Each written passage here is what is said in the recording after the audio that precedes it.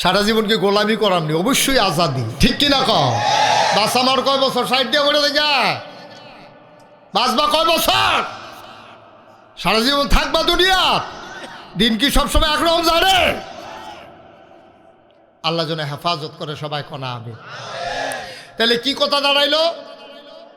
আমাদের দায়িত্ব হইল, আমি কোনো নাম বলার দরকার নাই, আপনিও কোনো নাম কইয়েন না। আপনি চিনেন লোকটির, আপনি চিনেন। এখন আপনি দেখবেন কে নামাজি, কার অন্তরে আল্লাহর জিকির আছে, কে আল্লাহওয়ালা, কে সৎ, কে নয় পরায়ণ, কোন মানুষটা আমানতের খেয়ানত করে না, কোন মানুষটা ওয়াদা খেলাফ করে না। এই রকম মানুষ দেখে দেখে তারপরে নির্বাচিত করতে হবে, ঠিক কিনা কম? নিজের কপাল যদি নিজে খারাপ বানাইলা তো মানুষে কিতা করবো? নিজের কপাল নিজে খারাপ বানাইলে মানুষ আপনার আগে দিব কেমনে? সুতরাং অনুরোধ আল্লাহর হস্তে আপনারা মন্ডায় যা চলে তা কইরেন না। এটা সাংঘাতিক একটা আমানত, সাংঘাতিক আমানত। আর আমরা দেশ আরো খাচ্ছ খারাপ আছে, কথা কি আর কুতুর কইলে তা? এই কথা হইলো আমরা দেশ বুট বেচ্চা মানুষের টেহা খায়, আসেনি এই খাচ্ছ না? আব্বা খাইবেন, আপনি তো হগিন্নির ফুটাইতে, আপনি তো সাপ বাড়ির মানুষ, আপনারা এখন অনেকে বুইয়া আছে, অনেকে হুজুর আছে, অনেকে সরকার আছে, অনেকে চৌধুরী আছে, অনেকে মিয়া বাড়ি আছে। আপনারা তো যেমন তেমন মানুষ না আব্বা, আপনারা সবাই আমার থেকে দামি মানুষ। আমি বিশ্বাস করি আপনারা আমার চাইতে সবাই দামি মানুষ। তাহলে আপনারা এত দামি মানুষটি আপনি বুট বেচ্চা টেহা খাইতেন গেলে? আপনি নিজেরটা তো নিজে বেচ্চা খানে, আপনি আরেকটা সেই কাম করে বসেন, এটাও কি কইলে তুমি হাসা? এবার গিয়া সেটা কইছে আমরা ভাই 100 বুট আছে রে, আছে 100 বুট। তা আমরা ভাই 100 বুট কত করে দিবে? তো বুট বেচা হইতেছে 1000 টাকা করে, তো 100 বুটে 1 লাখ। কয়লা? তো 1 লাখ টিকা বান্ডেল লাইন আসে না, বালিশের তলে তো হইতে ভরবো না। কয় লাখ টাকা? কিতা কই আনছে আমার কতখানে? কিতা কই আনছে? আমরা বাইক 100 বুট, এই কথা কইয়া প্রতি বুটে 1000 করে, 100তে 1 লাখ টাকা আইন না বালিশের তলে হইতে রয়েছে। তো বেডিয়ে যখন ঘুমাইতে আইছে, ঘুমের সময় তো বেরিয়ে কইছে হেগুন যান ঠেলা দিছে আর কি, বালিশ লইরে উঠছে, বছরই টেহা পাইয়া উঠছে। 1 লাখ টিকা বান্ডেল যখন বাইয়া উঠছে, বেরিয়ে আতকা ডরাই উঠছে, কি তারে এত টেহা আমরা তাইনের গড় চাউল কিনে হাওলাত করিয়া 1 লাখ টেহা আইলো হইতে বালিশের তলে। জিগাইছে ইয়া টেহা হইতে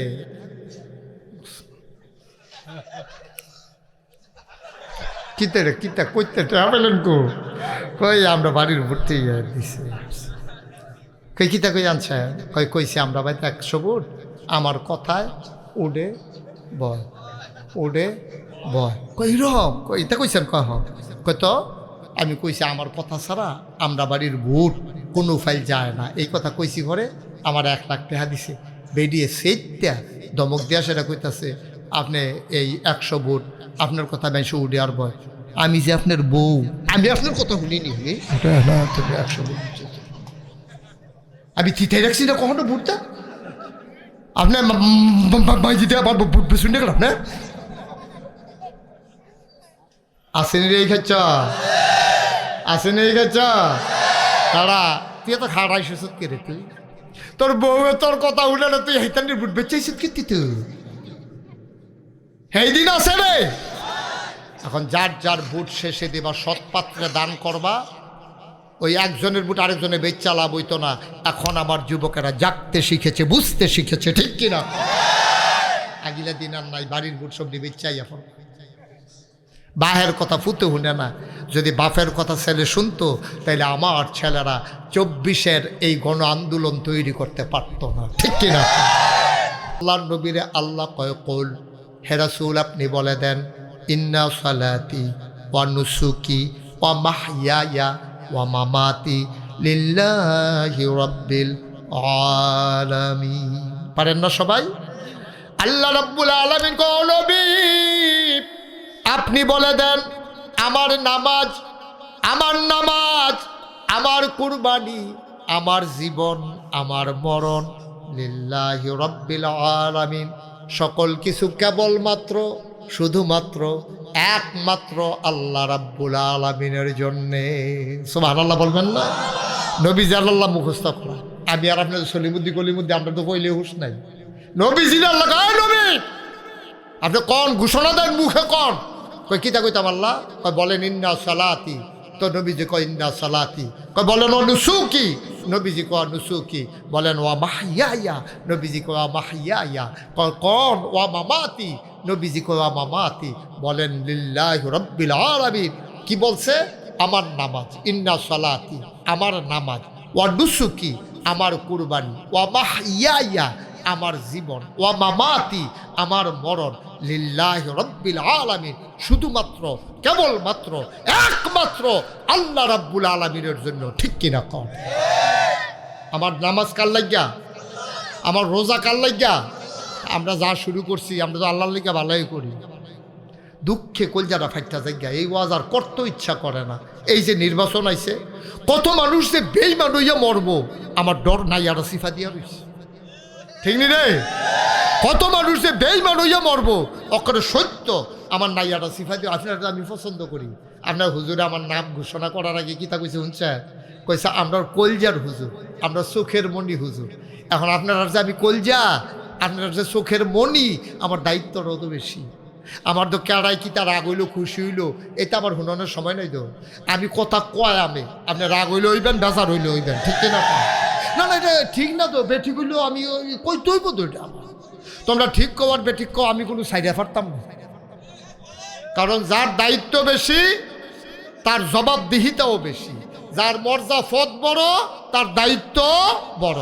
এর লেগে নবীজি কইছে কুল্লুকুম রাইন ওয়া কুল্লুকুম মাসউলুন আন রায়াতিহি। তোমরা সবাই রাখা, যার যার রাখালির ব্যাপারে সবাই জবাব দিতে হবে। এই খলিল হুজুরের যে দায়িত্ব, এটা মন খারাপের কিছু নাই। খলিল হুজুরের যে দায়িত্ব আমার এই দায়িত্ব না। খলিল হুজুরে মাহফিলের সময় যেই লোক আছি আমার সময় কোনো এই লোক না, আরও বেশি লোক।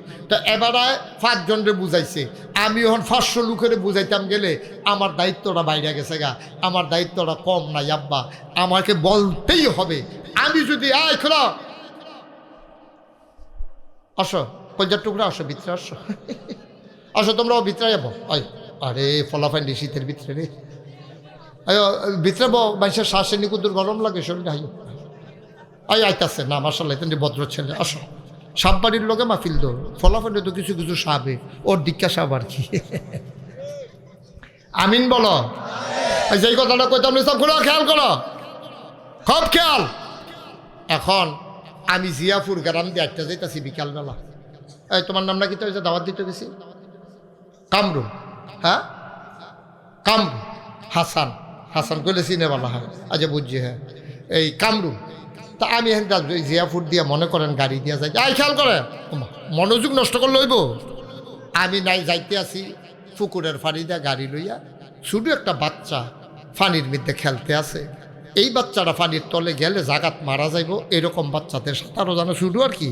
তে কেমনে কেমনে ছুটে ছুটে আবুর ফাইরা তে আইয়া ফর চক্করে ফহিরের ভিতরে তে এরকম। আমিও এই টাইমে অজু করাম, নামাজ পড়াম।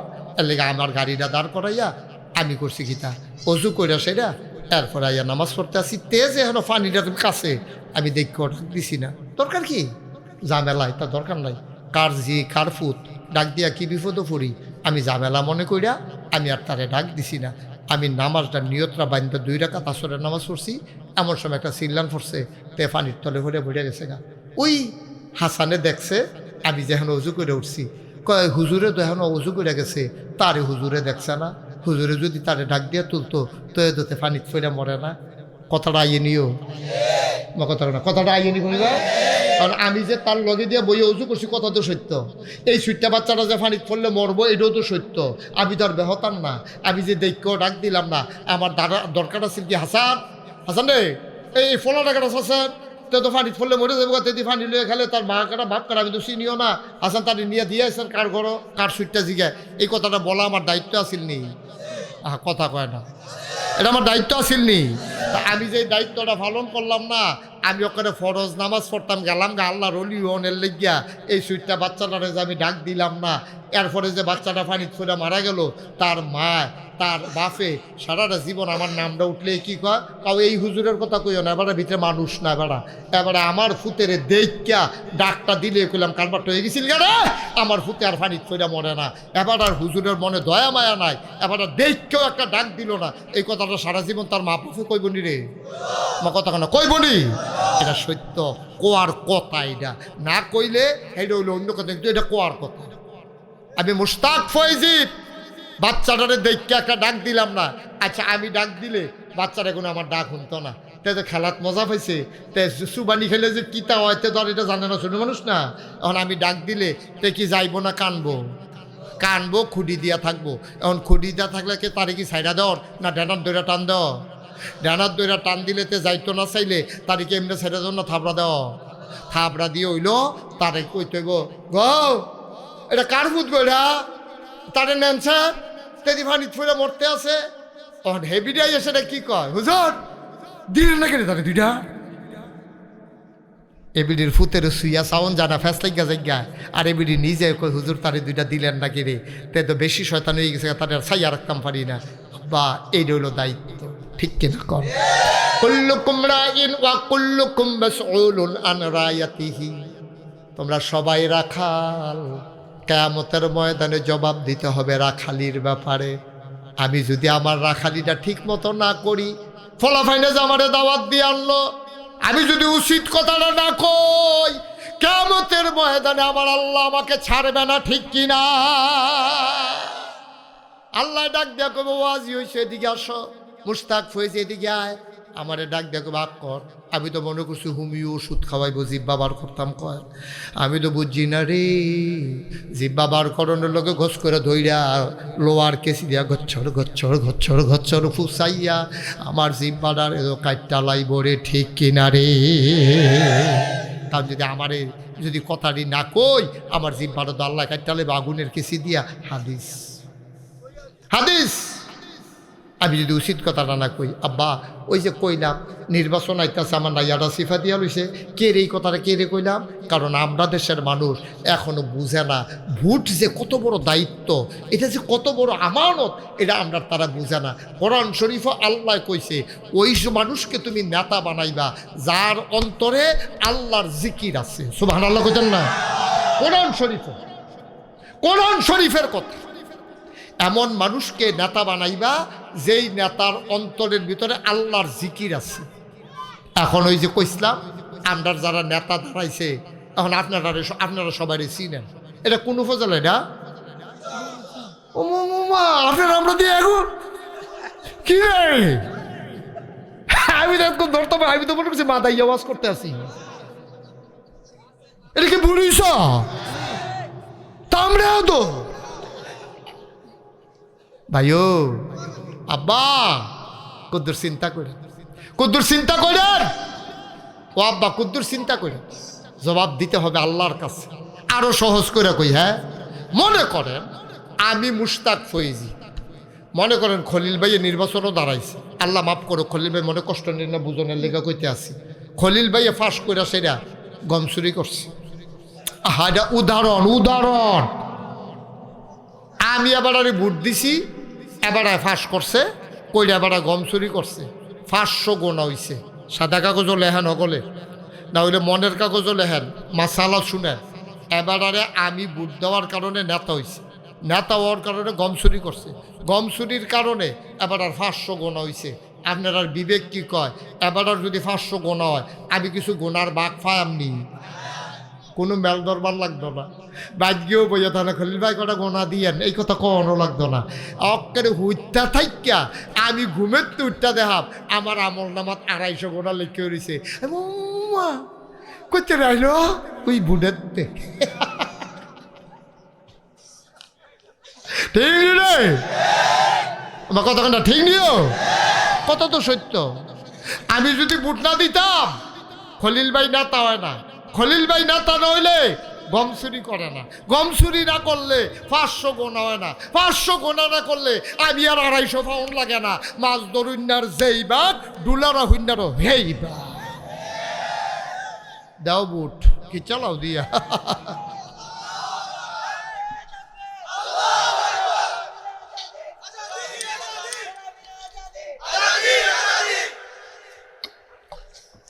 আমিন বলেন।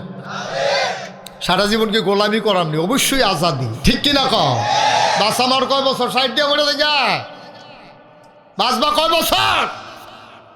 সারা জীবন থাকবা দুনিয়া? দিন কি সবসময় একরকম জানে? আল্লাহ যেন হেফাজত করে, সবাই কনা আমি। তাহলে কি কথা দাঁড়াইলো? আমাদের দায়িত্ব হইল, আমি কোনো নাম বলার দরকার নাই, আপনিও কোনো নাম কইয়েন না। আপনি চিনেন লোকটির, আপনি চিনেন। এখন আপনি দেখবেন কে নামাজি, কার অন্তরে আল্লাহর জিকির আছে, কে আল্লাহওয়ালা, কে সৎ, কে নয় পরায়ণ, কোন মানুষটা আমানতের খেয়ানত করে না, কোন মানুষটা ওয়াদা খেলাফ করে না। এই রকম মানুষ দেখে দেখে তারপরে নির্বাচিত করতে হবে, ঠিক কিনা কম? নিজের কপাল যদি নিজে খারাপ বানাইলা তো মানুষে কিতা করবো? নিজের কপাল নিজে খারাপ বানাইলে মানুষ আপনার আগে দিব কেমনে? সুতরাং অনুরোধ আল্লাহর হস্তে আপনারা মন্ডায় যা চলে তা কইরেন না। এটা সাংঘাতিক একটা আমানত। আর আমরা দেশ আরো খাচ্ছ খারাপ আছে, কথা কি আর কুতুর কইলে তা? এই কথা হইলো আমরা দেশ বুট বেচ্চা মানুষের টেহা খায়, আসেনি? এই খাচ্ছ না? আব্বা খাইবেন? আপনি তো হগিন্নির ফুটাইতে, আপনি তো সাপ বাড়ির মানুষ, আপনারা এখন অনেকে বুইয়া আছে, অনেকে হুজুর আছে, অনেকে সরকার আছে, অনেকে চৌধুরী আছেন, অনেকে মিয়া বাড়ি আছে। আপনারা তো যেমন তেমন মানুষ না আব্বা, আপনারা সবাই আমার থেকে দামি মানুষ। আমি বিশ্বাস করি আপনারা আমার চাইতে সবাই দামি মানুষ। তাহলে আপনারা এত দামি মানুষটি আপনি বুট বেচ্চা টেহা খাইতেন গেলে? আপনি নিজেরটা তো নিজে বেচ্চা খানে, আপনি আরেকটা সেই কাম করে বসেন, এটাও কি কইলে তুমি হাসা? এবার গিয়া সেটা কইছে আমরা ভাই 100 বুট আছে রে, আছে 100 বুট। তা আমরা ভাই 100 বুট কত করে দিবে? তো বুট বেচা হইতেছে 1000 টাকা করে, তো 100 বুটে 1 লাখ। কয়লা? তো 1 লাখ টিকা বান্ডেল আইন আসে না, বালিশের তলে তো হইতে ভরবো না। কয় লাখ টাকা কিতা কই আনছে? আমার কথা কেন কিতা কই আনছে? আমরা বাইক 100 বুট, এই কথা কইয়া প্রতি বুটে 1000 করে 100তে 1 লাখ টাকা আইন না বালিশের তলে হইতে রয়েছে। তো বেডিয়ে যখন ঘুমাইতে আইছে, ঘুমের সময় তো বেডিয়ে কইছে হেগুন যান ঠেলা দিছে আর কি, বালিশ লইরে উঠছে, বছরই টেহা পাইয়া উঠছে। 1 লাখ টিকা বান্ডেল যখন বাইয়া উঠছে, বেডিয়ে আতকা ডরাই উঠছে, কি তারে এত টেহা আমরা তাইনের গড় চাউল কিনে হাওলাত করিয়া 1 লাখ টেহা আইলো হইতে বালিশের তলে। জিগাইছে ইয়া টেহা হইতে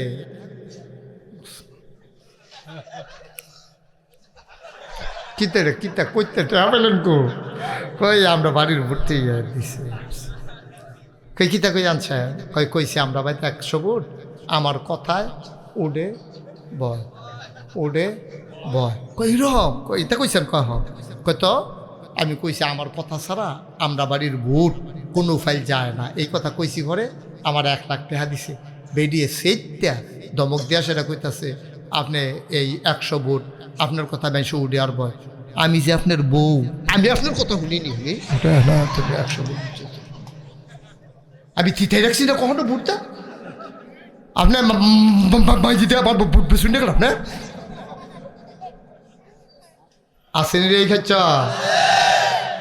খাচ্ছা তারা তুই এত খাড়াই সুসুত কে রে? তুই তোর বউ তোর কথা উঠে না, তুই হেতানির বুট বেচাইছিস কি তুই?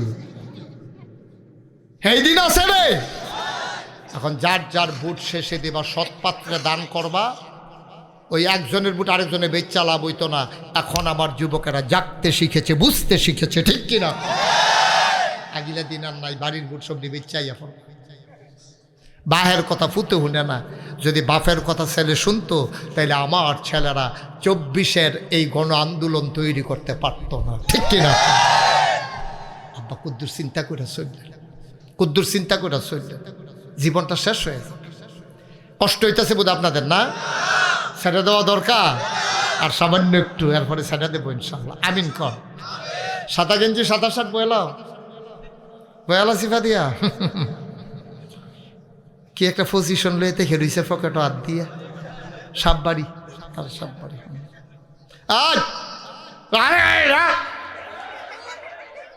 সবাই বসো আমিন কর। আরেকটা কথা কই, হ্যাঁ, আরে নবীর জীবন কেমনে গেছে রে। আল্লাহর নবী সাহাবারা কি মানানো মানছে রে। গভীর মনোযোগ, একেবারে অস্থির হওয়ার কথা। আল্লাহর নবীর যারা সাহাবা তারা ছিল এমন, নবীর জন্য কলজারা কাটটা দেওয়ার মতো মন মানসিকতা তারার ছিল। সুবহানাল্লাহ কয় না? এই শুনেন, নবীজি একদিন খুতবা দিতে আছে মসজিদের ভিতরে, কি মানাটা মানছে দেখেন তারা। নবীজি একদিন খুতবা দেয় মসজিদ, হঠাৎ করে পিছন দিক দিয়ে একজনে কথা কয়, নবীজির কানে আওয়াজটা গেছে। নবীজি ডাক দেবে, চুপ বসো। লোকটা বসে গেল, খুতবা হয়ে গেল, নামাজ হয়ে গেল। নামাজ শেষ করে সবাই দোয়া করে বের হয়। বের হইয়া গিয়া দেখে রাস্তার উপর একটা সাহাবা বসে আছে বাজারের ব্যাগ নিয়ে। আল্লাহ নবীর সাহাবারা গিয়া কয়, ভাই আপনি রাস্তার উপরে কেন বসে আছেন, কেন এখানে বসে আছেন? ও ভাই রে, আমি এখান দিয়া যাইতেছিলাম বাড়ির দিকে, হঠাৎ করে নবীর একটা আওয়াজ শুনলাম, চুপ বসো। এই আওয়াজটা শোনার সাথে সাথে কান দিয়া যখন আওয়াজটা ঢুকছে, আমার পাওগুলা কাঁপতে শুরু করছে। নবীর হুকুম শোনার পরে আমার পাগুলা আর হাঁটতে রাজি হয় নাই।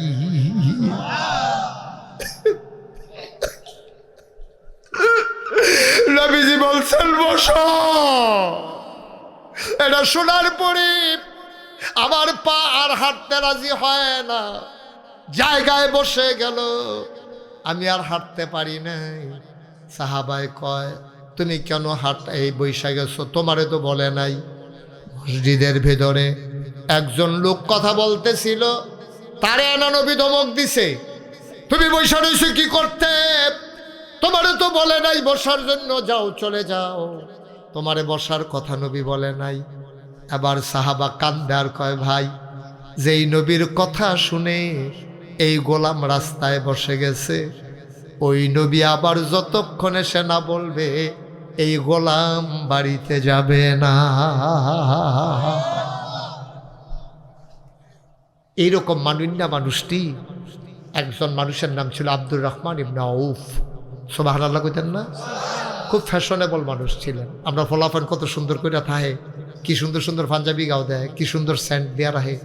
আর আব্দুর রহমান ইবনে আউফ ছিল খুব শৌখিন মানুষ। একটা পাঞ্জাবি একবার গায়ে দিলে ময়লা হইলে না ধুইয়া আবার গায়ে দিতেন না, একবার গাও দিয়ে খুললে ধুইয়া আর পরে গাও দিতেন। উনি খুব শৌখিন মানুষ ছিল। উনি এত দামি পারফিউম, এত দামি আতর ব্যবহার করতো। এবারে জিয়াফুর দিয়ে আটটা গেলে মানুষে কইতে পারতো, রহমান ভাই সাহেব আটটা যান। সুবহানাল্লাহ কইতেন না? এত দামি আতর তিনি ব্যবহার করতেন। খুব খেয়াল করে শোনা, আরে বাচ্চাটা তো মারাত্মক ডিস্টার্ব করতেছে, সে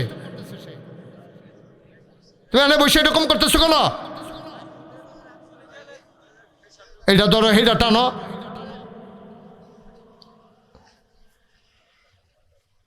আব্দুর রহমান ইবনে আউফ বড় শৌখিন মানুষ, ফ্যাশনেবল মানুষ, দুবদুরস্ত কেতা দুরস্ত একটা মানুষ। উনি সকালবেলা প্রত্যেক দিন নবীর বাড়িতে গিয়া নবীর লগে একবার দেখা করতেন। এবার আব্দুর রহমান ইবনে আউফ নবীর বাড়ির দরজার সামনে গিয়া সালাম দিলেন। সবাই পারেন না সালাম? সবাই পড়েন, আসসালাতু ওয়াসসালামু আলাইকা ইয়া রাসূলুল্লাহ, আসসালাতু ওয়াসসালামু আলাইকা ইয়া হাবিবাল্লাহ, আসসালাতু ওয়াসসালামু আলাইকা ইয়া শাফিয়াল মুজনুবিন, আসসালাতু ওয়াসসালামু আলাইকা ইয়া রাহমাতান লিল আলামিন। সুবহানাল্লাহ বলবেন না? ভেতর থেকে একজন লোক বের হয়ে আইসা কয়, কারে ডাকেন? আমার নবী কই? কই নবী তো বাড়িতে নাই। কই গেছে? কই বলতে পারবো না। লোকটা অস্থির হয়ে গেল। প্রতিদিন নবীর এক নজর না দেখলে আমি খাইতে পারি না, ঘুমাইতে পারি না, আর আমি আইসা দেখি নবী নাই। লোকটা অস্থির হয়ে গেছে। শুনলো নবী নাই, মক্কায় নাই, গেল কই? গেল কই? আহা,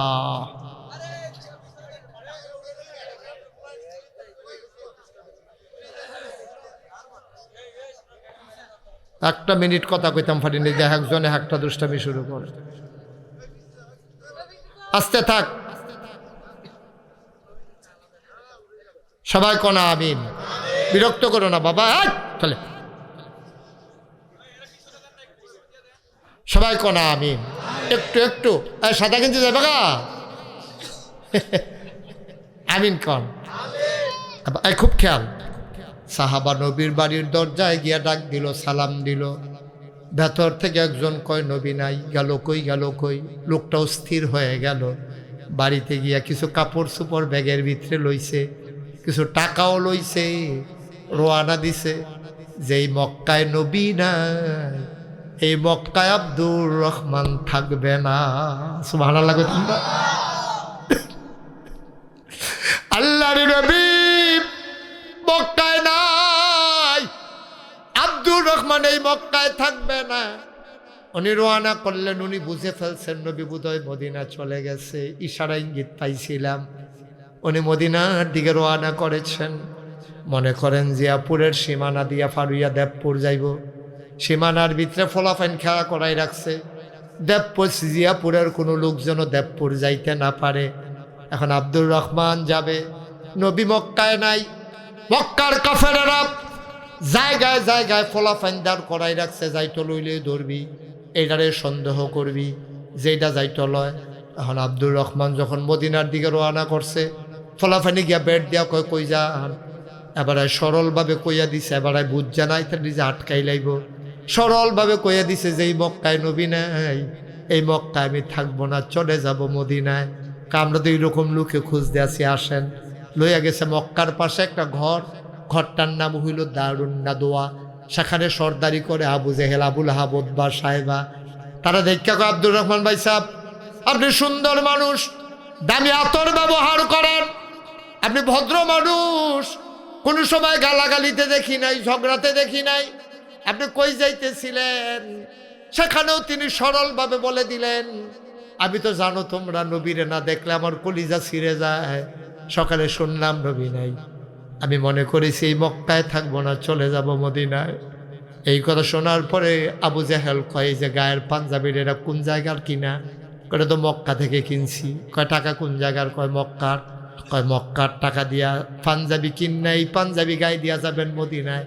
এটা তো আমরা মান্যা নিতে পারি না। আপনার টান না থাকতে পারে, আমাদের টান আছে, পাঞ্জাবি খুলেন। আব্দুর রহমান পাঞ্জাবি খুলে দিয়ে দিলেন, নাও নিয়ে যাও। আবার আব্দুর রহমান বুঝে ফেলছে ওদের মতলব খারাপ, পরনের লুঙ্গির কথাও জিজ্ঞেস করবে। আব্দুর রহমান ওজুরে কাঁদতে শুরু করলেন।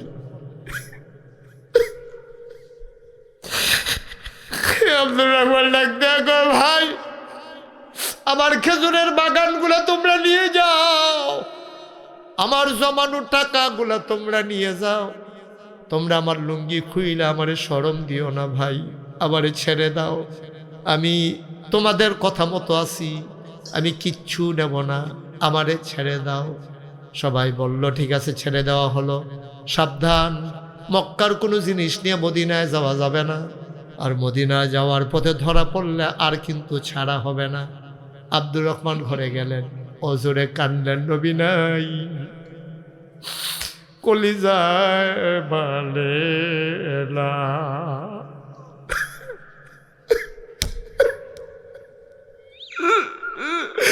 আব্দুর রহমান সবাই ঘুমায়, ওনার চোখে ঘুম নাই, নবী নাই, ওনার চোখে ঘুম আসে না। শেষ রাত হয়ে গেল, যুবকেরা সীমান্ত পাহারা দিতে দিতে ওরাও যখন ঘুমিয়ে পড়ল, আব্দুর রহমান একটা লুঙ্গি পরনে নিয়ে খালি গায়ে তিনি বের হয়ে গেলেন, কেউ যেন সন্দেহ না করে। তিনি হাঁটতে শুরু করলেন, মক্কার বর্ডার তিনি ক্রস করে ফেললেন, মদিনার সীমান্তে ঢুকে গেলেন। যতক্ষণ সূর্য না উঠে রাতের বেলা হাঁটতে শুরু করলেন। দিন হলে পাহাড়ের গুহায় গিয়া লুকায়, খেজুরের বাগানে গিয়া লুকায়, আর রাতের বেলা হাঁটে।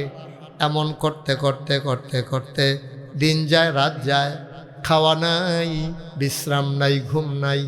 সুন্দর মানুষটা ধুলায় মলিন হয়ে গেল, চুলগুলো তার উস্কো খুস্কো, দাড়িগুলো তার এলোমেলো, চোখগুলো গর্তে চলে গেল, বুকের পাঁজরগুলো এখন গোনা যায়, হাড্ডিগুলা বেসে গেল, পেট পিঠের সাথে লেগে গেল খিদার জ্বালায়। আব্দুর রহমান মদিনা তো আর পায় না।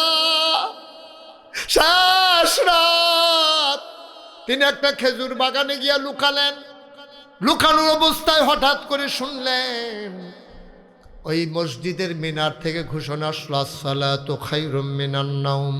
তিনি বুঝে ফেলছেন আমি বোধহয় মদিনার কাছাকাছি চলে আসছি। তিনি দৌড় দিয়া গুহা থেকে বের হয়ে গেলেন, খেজুরের বাগান থেকে বের হয়ে ঠান্ডা পানি দিয়ে উজু করে মসজিদে ঢুইকে পেছনে বসে আছেন।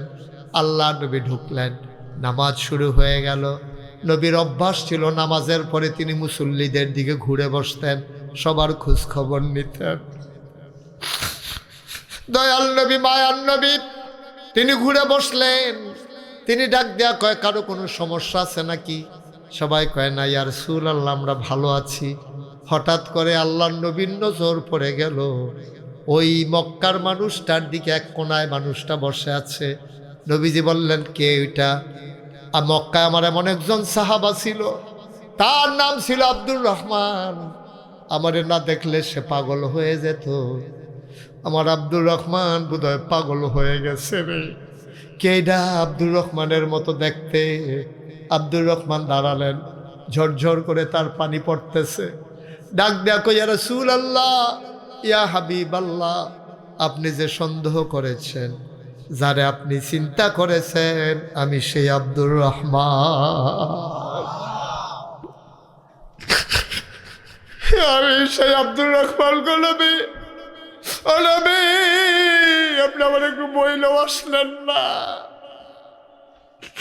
আমার পাঞ্জাবিটা ওরা খুলে ফেলেছে, আমার বাগানগুলো ওরা দখল দিয়ে ফেলছে। ও নবী আমার, আপনারে না দেখলে আমি বাঁচি নবী। আপনি আমার একটা ডাকও দিয়ে আসলেন না, বইলেও আসলেন না। আল্লাহর নবী আব্দুর রহমান, আয় সামনে আয়। সবাই রাস্তা ফাঁকা করে দিল। আব্দুর রহমান আস্তে আস্তে করে সামনের দিকে আগায়। নবী উঠে দাঁড়ালেন, হাত দুইটা ছড়াই দিলেন। আব্দুর রহমান লাফ দিয়া নবীর বুকের মাঝে হাত জড়িয়ে ধরলেন।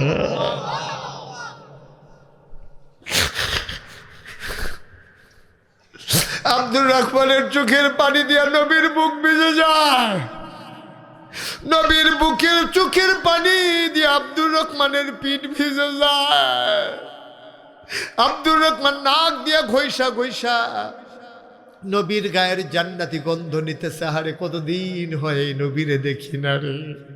নবীও ছাড়ে না, আব্দুর রহমানও ছাড়ে না। এবার আব্দুর রহমান ডাক দেখো, নবী গো, ও নবী, কি অপরাধ আমি করেছি? কোনোদিন কাউর একটা গালি দেই নাই, কোনোদিন কারো টাকা মেরে দেই নাই, কোনোদিন কাউকে কোনো ক্ষতি করি নাই গো নবী। কি অপরাধটা আমার? ওরা আমার লুঙ্গির পাঞ্জাবিটা খুলে নিয়ে গেল, টাকা নিয়ে গেল, আবার আসতে দেয় না, আমার আটকে রেখেছে গো নবী। কি অপরাধ আমার? অনলাইনটা কি আমার? আল্লাহর নবী কয়, সবার তো একটাই অপরাধ। আল্লাহ কোরআনুল কারীমে 30 পারায় সূরা বুরুজের ভিতরে ঘোষণা করে দিলেন যে ওয়ামা নাকামু মিনহুম ইল্লা আইয়ুমিনু বিল্লাহিল আজিজিল হামিদ। কারো কোনো অপরাধ নাই, সবার একটাই অপরাধ। ওয়ামা নাকামু মিনহুম, তোমাদের কোনো অপরাধ ছিল না, একটাই অপরাধ। ইল্লা আইয়ুমিনু বিল্লাহিল আজিজিল হামিদ, ওই এক আল্লাহর উপরে ঈমান এনেছো, এটা ছাড়া মুসলমানদের আর কোনো অপরাধ নাই। ঠিক কিনা? আজকে জিয়াপুরের এই প্যান্ডেলের যারা যুবকেরা, আমার মুরব্বী বাবারা, কলজার টুকরা ছোট্ট সোনামণিরা, পর্দার আড়ালের মায়েরা, আমাদের একটাই অপরাধ। আজকে বাংলাদেশে বলো, ফিলিস্তিনে বলো, চেচনিয়া, বসনিয়া যেমন করে নির্যাতিত হয়েছে মুসলমান, ফিলিস্তিনের জমিন যেমন মুসলমানের রক্তে রঞ্জিত হয়েছে, ভারতের ঝিলাম নদীর পানি আজকে যেমন ওই স্বচ্ছ স্ফটিকের মতো পানিটা আজকে রক্তের মতো রক্ত ধারণ করেছে, বর্ণ ধারণ করেছে, নাফ নদীর ওপার থেকে আমার মুসলমানেরা, আরাকানের মুসলমানেরা ওরা সাঁতার কেটে কেটে এই পারে এসে আশ্রয় নিয়েছে। গোটা পৃথিবীতে আজকে মুসলমানদের কোনো অপরাধ নাই, একটাই অপরাধ, ওয়ামা নাকামু মিনহুম ইল্লা আইয়ুমিনু বিল্লাহিল আজিজিল হামিদ। আমাদের একটাই অপরাধ, আমরা এক আল্লাহর উপরে ঈমান এনেছি, ঠিক কিনা বলো? এই অপরাধী যদি অপরাধী হওয়া লাগে, আমরা সেই অপরাধে অপরাধী হয়েই আল্লাহর দরবারে হাজিরা দিতে চাই। রাজি আছি না আমরা সবাই ইনশাআল্লাহ? সুতরাং শুধু মুখের কথা নয়, শুধু মুখের কথা নয়, কাজের মাধ্যমে প্রমাণ করে দিতে হবে আমরা আল্লাহর পথে আছি। মুখে বলবেন আল্লাহর পথে আছি, কাজ করবেন শয়তানি কাজ। মুখে বলবেন আল্লাহর পথে আছি, নামাজ ছেড়ে দেবেন। মুখে বলবেন আল্লাহর পথে আছি, আল্লাহওয়ালা মানুষ বাদ দিয়া অন্য মানুষকে নেতা বানাই দেবেন। আল্লাহওয়ালার পরিচয় এটা না, ঠিক কিনা? কথা যেন মনে থাকে, কথা যেন মনে থাকে। আল্লাহ যেন ওইভাবে আমাদেরকে হেফাজত করে, আমরা যেন ওইভাবে নিজেদেরকে তৈরি করে নিতে পারি। পারবো না ইনশাআল্লাহ? পারবো না ইনশাআল্লাহ? নিজেকে ওইভাবে তৈরি করে নেবেন। নাজরানা পেশ করতে হবে। সেই জমানায় 313 জন সাহাবা যা পারলো, আমরা 1000 মানুষ কেন তা পারলাম না? কেন পারলাম না? আজকে এই পৃথিবীতে 200 কোটি মুসলমান। আর আরবের মক্কা, ওই মক্কা থেকে মদিনায় যখন হিজরত করলো নবীজি, আর মক্কার মানুষগুলো যখন আক্রমণ করলো, তখন মাত্র মানুষ ছিল 313 জন। কয়জন? কথা বলা, কতজন? 313 জন মুসলমান 1000 বীর সৈনিকদেরকে পরাস্ত করে সেদিন ইসলামের কলেমা খচিত পতাকা পথ পথ করে উড়িয়ে দিয়েছিল বাংলার আকাশে। আফসোস লাগে, এই 2026 সাল, 1971 সালে দেশ স্বাধীন হয়েছে। 1947 সালের 14 আগস্ট ইংরেজরা এই ভারতীয় উপমহাদেশ থেকে বিদায় হয়েছে। 200 বছর ইংরেজরা শাসন করছে আগে, এরপরে 23 বছর পাকিস্তানি। এখন বাংলাদেশ স্বাধীন হয়েছে 54-55 বছর হয়েছে। ও আমরা যে কোনো মজা পাইয়া গেলাম না, স্বাধীনতা কারে কই বুঝা গেলাম না। আমরা দুঃখটা কিতা, আমরা কষ্টটা কিতা? আমরা দুঃখ একটাই, আমরা সংখ্যায় 18 কোটি, কিন্তু প্রকৃত ইমানদার আমরা হইতে পারি না। তাইলে আজ্জা 26 সালে আইও কেন ইসলামের কথা কখন লাগলো? 26 সালে আইয়ে কেন ইসলামের কথা বলা লাগবে? আমরা কি বোকা? আমরা তো সব বুঝি। সনের ঘরের জায়গা টিনের ঘর হইছে, টিনের ঘরের জায়গা বিল্ডিং হইছে, একতলার জায়গা 5 তালা হইছে। মাশাল্লাহ, ফোন আসিল না, মোবাইল ফোন হইছে, কুরিয়ার সার্ভিস হইছে, ফলাফাইন বিদেশ গেছে। আমরা জীবনে খেতাগাঁও দিয়ে ঘুমাইয়া কুলাইতাম পারছি না। সেই জায়গার ভিতরে বিদেশি কম্বল, তাও আবার ডাবল লেয়ার, 2 ফল্লা কম্বল, গাম সুইটটা জায়গায় ভিতরে ঢুকলে। আর আগের দিনের তারা ফলাবে না রে শীতের ভিতরে রে। অহন তো ফুটান কথা মনে পড়ে জাগিতেছে, তারা রে জিগাইও শীতের ভিতরে সকালবেলা ঘুমের তো উঠছে না। ঘুমের তো উঠলে তো শীতে দৌড়া লাগবো।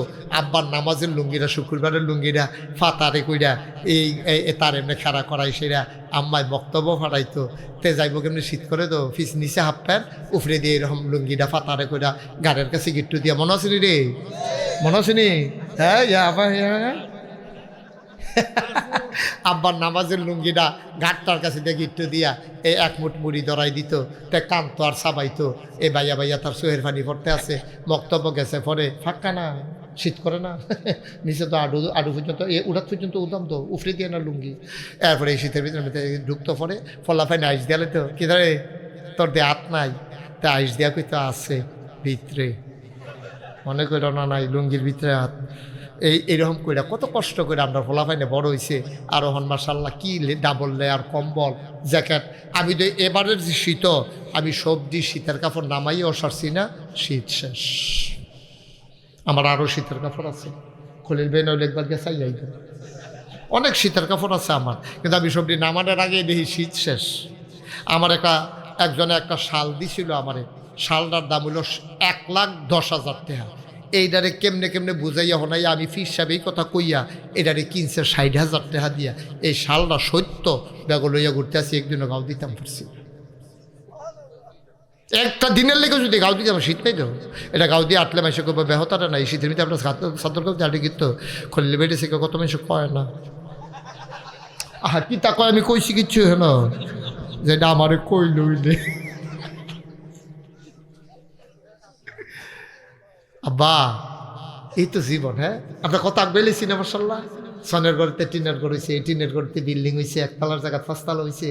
তারপরে এত আজ্ঞান না মানুষ, এত বুঝুন না মানুষ, এত বুঝুন না মানুষ।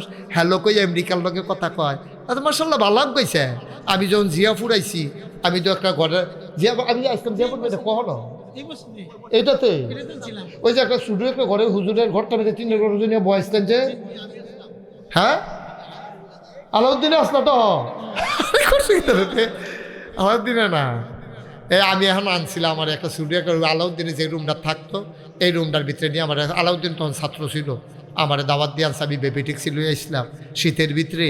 আমি এই শীতে যেই কষ্ট পাইতাম তখন বেবিটিক্সি সাইডগুল দিয়ে বাতাস লাগে না, আমার তো একবার ফলাফেনে মনে করছে বেরিয়ে ঘটনাটা কি করে দিতাম রে। ওই যে আমি যে শীতের ভিতরে অনেক কাপড় ফেসাইছি যে 3-4 দিন ধরে সূর্য দেখা যাইতো না, আগে এরকম হইতো। আমার একটা বড় মাফলার কিনছিলাম, এটারে ফেসাইলে আমার শক্তি ছাড়া আর কিছু দেখা যাইতো না, উফরি দেখান টুফি নিচি দেখান টুফি শুধু এই শক্তি দেখা যাইতো। তা আমি যে এরকম করে রিক্সা দিয়া যাইতে আসি, ফলাফাইনে খেলতে আসার কইতেছে আরে আয় কত একটা বেডি যাইতেছে চাইবিনি। এরপর আমি দেই কথার পরে তো মুখটা খুললো না, আমার উপরে দায়িত্ব হয়ে গেছে কেন, পরে খুলছি পরে ওমগো বেড়াইতে না। এই দিন তো গেছে, এই দিনটা তো গেছে। আমরা এত আগাইলাম, ইসলামটা আগাইলাম না কিনে, আমরা ইসলামটা বুঝলাম না কিনে এত বছর পরে, কখনো কেন আমরা এই জায়গাটা আগাইতাম পারলাম না। কে রে বাংলাদেশে শতকরা 92 জন লোক মুসলমান থাকার পরে কেন আল্লাহর জমিনে আল্লাহর আইন কায়েম হইল না কেন? আল্লাহর কাছে কি জবাব দেব আমরা? কি জবাবটা দিবেন কিটা? আপনি টেহা জমাইতেছেন ব্যাংক 5 লাখ টাকা, আপনি যদি না খাইয়া মারা যান মানুষ আপনারা বেদাইতো না, আপনার লাশও তো জানাজা দিত না। তাই ব্যাংক টেহা জমাইতে না খাইয়া মারা যায়, সবাই তুচ্ছ তাচ্ছিল্য করবো। আমরা 92 জন মুসলমান এই দেশে শতকরা থাকার পরে আমার দেশে কেন আল্লাহর জমিনে আল্লাহর আইন কেন কায়েম হইল না? এই আফসোস জবাব দিতে দিতে কিয়ামতের ময়দানে আমাদের হুঁশ থাকবে না, ঠিক কিনা?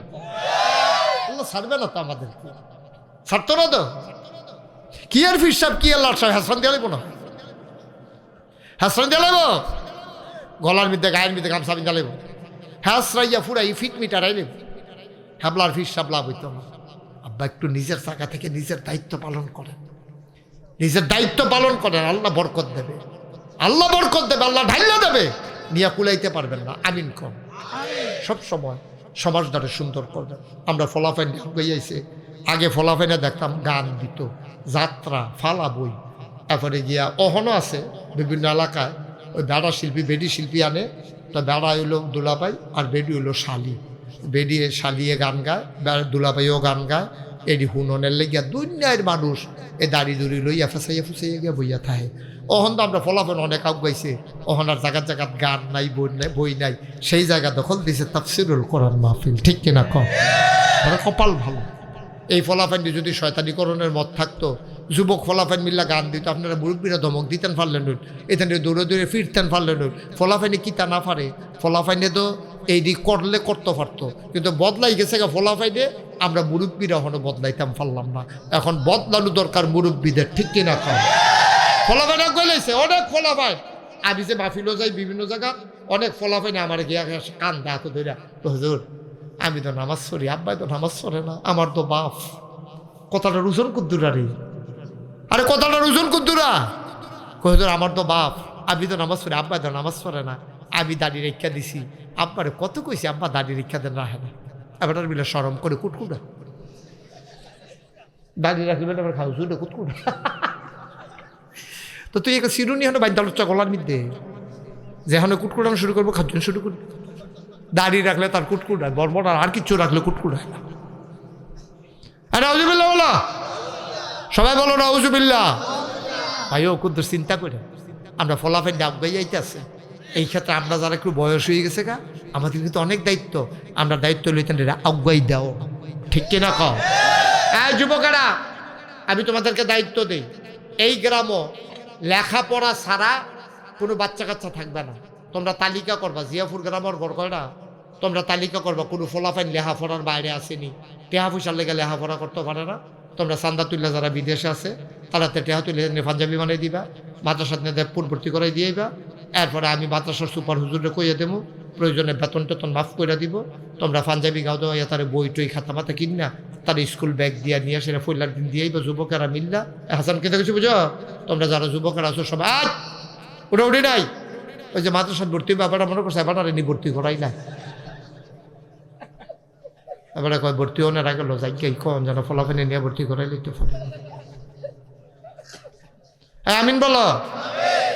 এরপরে দেখবা কোনো বুড়া বেড়ায় ফলাফাইন নাই, অভাবী মানুষ, চিকিৎসা হয় না, তাদের চিকিৎসার দায়িত্ব নিবা। সমাজটা বদলাইতে হলে কিছু কাজ করা লাগবে। মা আছে, বাপ নাই, মাইয়াটি বড় হয়ে গেছে, বিয়া হয় না। এই জিয়াপুরের মুরব্বীরা মিল্লা, ফলাফাইনে মিল্লা, চান্দা তুললা, গরু জব কইরা, সুন্দর কইরা এটা নিয়ে বিয়ার ব্যবস্থা করবা। এমনি এমনি করে আফগান লাগবো, এমনি আফগান লাগে। এই যে আমি করোনার সময়, আমরা তো ফির সাহেবরা খালি গোয়া শিখছি, দাওয়া তো শিখছি না, কিন্তু আমি মুশতাক ফয়েজি খবর লই আমার এলাকা। আমি মুশতাক ফয়েজি এই করোনার সময় এই ব্যাগ বাজার কইরা কইরা গাড়ির ফিসে লইয়া রাইতের 12টা-1টার সময় গিয়া ঘুরা ঘুরা আমি এই মাইন্ডসেট নিয়ে অভাবী গরিব আমি তো চিনি, আমি তারার ঘরে ঘরে গিয়া ডাক দিয়া রাইতের 12টা-1টা খুলে লো, দরজা খুলে কেডা, আমি ফিসা বুঝো না, দরজা খুলছে। পরে আমি ব্যাগটা দিয়েছি, দেন সপ্তাহখানেকের বাজার আছে, এটি খান। দেখি আমি তো গরিব মানুষ, সামর্থ্য হইলে আবার ইনশাল্লাহ দেওয়া যায়। কয়েকদিন করোনা লাস্টিং হয়ে কখন যেত না, দিছি। এই যে 24 সালে গত বছর, আগের বছর বন্যা হইল যে, তোমরা এলাকার তো ফানি হয়েছে না, আমরা হেগুল দিয়া তো বাচ্চা ফেললো না, ইয়ে দিয়া কখন দিয়া বুড়বুড়িয়া দিয়া। আমরা গ্রামও একটা ঘর কি যায় কই যা, ওই যে এটা নিরে যে কইছি যুবকটি ভালো আছে, বালার নমুনা দুঃখটা আছে। ও তুই যাইলে আইসে বসা বলো, আমিন বলো। তা আমি করছি কি তাই বন্যার সময় আপনার এলাকাতে গেল ফলাফানি আমারে দেখবো, আমি এই বুক ফানি ভাঙ্গা ভাঙ্গা মানুষের ঘরও গিয়া গিয়া এই চাউল মুড়ি, তারপরে চাউল ডাল, চিরা মুড়ি লইয়া গেছি। বেটিতে কান্দে, হুজুর আপনার মতো মানুষে ফানিতে পালিছে। আমি কই তো আমার মতো মানুষে গীতা সবসময় আপনার আমারে স্যার আমার দেখতাম মনে কয় না, আপনার ফানির মধ্যে কেমনে থাকেন? কয় যে হুজুর আপনি বাথরুমও সারা গোসল করতেন, ফানিত নামেন না, বাথরুমও গোসল করে লান, আরও হন্যাই মালাইছেন ফানি। আমার দেখা দেখা কাঁদছে। আমি চেষ্টা করছি, আমার যুবকেরা চেষ্টা করবা, আগাইবা। আমি সারা বাংলাদেশে আল্লাহর খাস মেহরবানি খুব কম জায়গা আছে যেমন আমি গেছি না। পৃথিবীর অনেক দেশে আল্লাহ আমাকে নিছে, আর অনেক দেশে নেওয়ার পরিকল্পনা চলতেছে। এই যে ইনশাআল্লাহ কিছুদিনের ভিতরে 5টা দেশে সফরে, রমজানে পুরা রমজান দেশের বাইরে থাকবো ইনশাআল্লাহ। সবাই কনা আমিন, আল্লাহ যেন কবুল করে, সবাই কনা আমিন। এরপরে ইনশাল্লাহ আবার পরে আবার মাহফিল, এরপরে হজের তাই সেটা ইনশাল্লাহ। আমেরিকার ব্যাপারে কথাবার্তা চলতে আছে। আল্লাহ কতভাবে কত জায়গায় কথা ছড়াই দিতে পারে, ইচ্ছা করলে চেষ্টা করতে আছি। আমি সব জায়গা দিয়ে দিই, মসজিদ আছে, মাদ্রাসা আছে, কিন্তু ফ্রি একটা হাসপাতালও নেই। আপনার ক্যান্টনমেন্ট যান, আর্মিরা চিকিৎসা ভালো দেয়, কিন্তু ফ্রি হাসপাতাল না।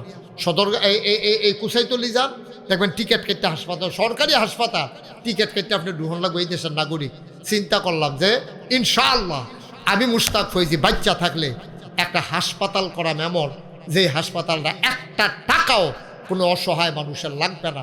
ওষুধ, চিকিৎসা, খানা দানা সব যেনতে হাসপাতালতে পায়। আল্লাহুম্মা আমিন কইতেন না? আমি এই পরিকল্পনা নিয়ে কাম শুরু করছি। আমি মসজিদ, এই নিচতলা হাসপাতাল, দোতলায় 3তলায় মসজিদ, ইঞ্জিনিয়ার রাইয়া ড্রয়িং করছে, কইরা সেটা যখন এই কাম শুরু করছে, এরপরে কাম শুরু করার আগে দিয়ে গেলাম, ও আমি যে পরিকল্পনা করলাম এটা করতে কীরকম টাকা খরচ হইব? কয় যে হুজুর 30 কোটি টাকা। কয় কোটি? ডরাইছি না, আমরা ডর করছে কিন্তু ভাব দেখাইছি না। বেটাগিরি ভাব দেয়, যা আল্লাহ গল্প শুরু করে আলাম। হ্যাঁ তারা কইলাম যে শুরু কর। হুজুর 30 কোটি টাকা। আমি কোনো সমস্যা নাই, কয়েকটা নিয়ত করে। আমি কি নিয়ত করতাম? আপনি কী তা করবেন এটা নিয়ত করে। তখন নিয়ত করলাম যে ইনশাআল্লাহ আমি মুশতাক ফয়েজি 1 বছর, শোনা 1 বছর মাহফিল করে যত টাকা হাদিয়া পাই, পুরো 1 বছরের হাদিয়া আমার মসজিদে আমি দান করে দেব ইনশাআল্লাহ। নিয়ত করে কাম শুরু করলাম। আমি 1 বছর জমাইছি 25 লাখ, 25 লাখ টাকা জমাইছি। আমার ড্রাইভারের বেতন, আমার গাড়ির তেল খরচ, পারিবারিক খরচ বাদ দিয়া 25 লাখ টাকা জমাইয়া এই মসজিদের কাজ শুরু করছি। আমার যে মসজিদটা, এটার ভিতরে নামাজ পড়তে পারবে একসাথে 6,000। নিচতলায় ফ্রি হাসপাতাল। 24 সালের জুন মাসের 1 তারিখ প্রথম তালা